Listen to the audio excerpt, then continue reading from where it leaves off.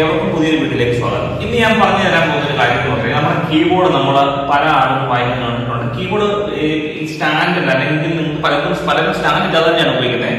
നമ്മൾ പ്രിഫർ ചെയ്യുന്നത് എപ്പോഴും സ്റ്റാൻഡ് തന്നെ, സ്റ്റാൻഡ് വെച്ചുകൊണ്ടാണ് പ്ലേ ചെയ്യുന്നത്. എന്ന് വെച്ചാൽ സ്റ്റാൻഡ് വെച്ചാൽ നമുക്ക് ഹൈറ്റ് ഇരിക്കുന്ന ആളെ ഹൈറ്റ് അഡ്ജസ്റ്റ് ചെയ്യാൻ പറ്റും. അപ്പം എങ്ങനെയാണെന്ന് പറയുന്നത്, കീബോർഡ് വെച്ച് കഴിയുമ്പോഴാണ് നമ്മൾ ഇരിക്കുന്ന ആളെ ഒരു ചെസ്റ്റ് ലെവലിന്റെ ഒരു താഴെ വരുന്ന രീതിയിൽ വേണം കീബോർഡ് നമുക്ക് സെറ്റ് ചെയ്യാം. എന്നാൽ മാത്രമേ നമുക്ക് കറക്റ്റ് രീതിയിൽ നമുക്ക് ഹാൻഡ് പ്ലേസ് ചെയ്യാൻ പറ്റും. ചില കേസുകൾ കണ്ടിട്ടുണ്ട്, കുട്ടികളൊക്കെ ഇരുന്ന് വായിക്കുമ്പോഴേ ഈ കീബോർഡ് ഇത്രയും ഉയരത്തിലൊക്കെ ഇരിക്കും. അപ്പൊ ഇവര് ഹാൻഡ് ഇങ്ങനത്തെ പ്ലേ ചെയ്തിരുന്ന് വായിക്കും. അപ്പൊ അത് കറക്റ്റായിട്ടുള്ള ഒരു മെത്തേഡല്ല. ഹാൻഡ് നമ്മൾ പ്ലേ ചെയ്യുന്ന സമയത്ത് നമ്മൾ പ്രോപ്പറായിട്ട് ഹാൻഡ് വെക്കണമെന്നുണ്ടെങ്കിൽ കീബോർഡിന്റെ ഹൈറ്റ് നമ്മൾ അഡ്ജസ്റ്റ് ചെയ്തേ പറ്റും.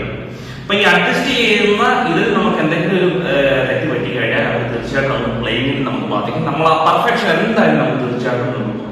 പിന്നെ രണ്ടാമതൊരു കാര്യം, ഇത് നമ്മൾ ഫ്ലോ ആയിട്ട് നമുക്ക് കുറച്ച് നേരം നമുക്ക് വായിക്കണമെങ്കിൽ പോലും നമുക്ക് ബുദ്ധിമുട്ടായിട്ട് വരും. ഇങ്ങനെ ഹൈറ്റിൽ എന്തെങ്കിലും ഒരു വ്യതിയാനം വരുവാണ്. അപ്പൊ അതുകൊണ്ട് കഴിവതും നമ്മൾ ഹൈറ്റ് അഡ്ജസ്റ്റ് ചെയ്യണം. ഇപ്പൊ ഒരു കൊച്ചുകുട്ടി വായിക്കുന്ന ഒരു കീബോർഡിൽ ആ ഹൈറ്റിനായിരിക്കും വലിയൊരാൾ വായിക്കുന്ന ചിലപ്പോൾ പിന്നെ കറക്റ്റ് ആവണമെന്നില്ല. അപ്പൊ അതിനനുസരിച്ച് നമ്മൾ ഹൈറ്റ് അഡ്ജസ്റ്റ് ചെയ്തുകൊണ്ടിരിക്കണം. അപ്പൊ അങ്ങനെയാണ് നമ്മൾ കീബോർഡിന്റെ ഹൈറ്റ് സെറ്റ് ചെയ്യുക. ഈ ലെവലിൽ നമുക്ക് വെച്ച് കഴിഞ്ഞാൽ നമുക്ക് പ്രോപ്പറായിട്ട് നമുക്ക് ഈസി ആയിട്ട് നമുക്ക് വായിക്കാൻ പറ്റും.